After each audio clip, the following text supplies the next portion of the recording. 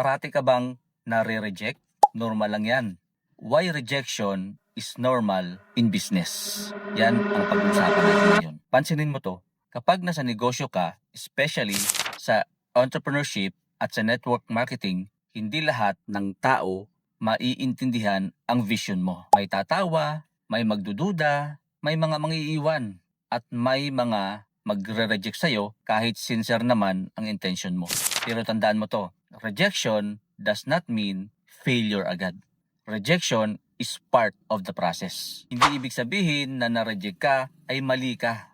Alam mo minsan, hindi pa sila ready. At minsan, hindi ikaw ang problema. Timing lang talaga.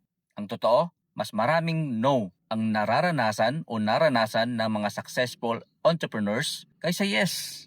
Bago sila yumaman, maraming tumanggi, maraming hindi naniwala, at maraming nagsasabing, walang mangyayari dyan, scam yan. Pero ang pinagkaiba nila, hindi sila tumigil.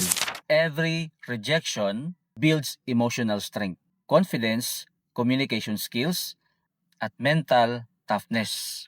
Parang gym lang din ang negosyo. Every rejection is emotional training. At habang nasasanay kang ma-reject, mas lumalakas ka. Mas kumakapal ang mindset mo, pati mukha mo. Mas nagiging focus ka sa goal mo.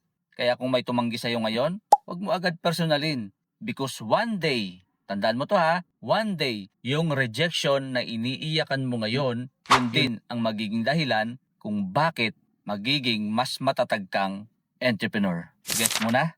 Ikaw, naranasan mo rin ba ang ma-reject? I-share mo naman yung experience mo dyan sa comment section, pag-usapan natin. Coach Santi here. See you at the top.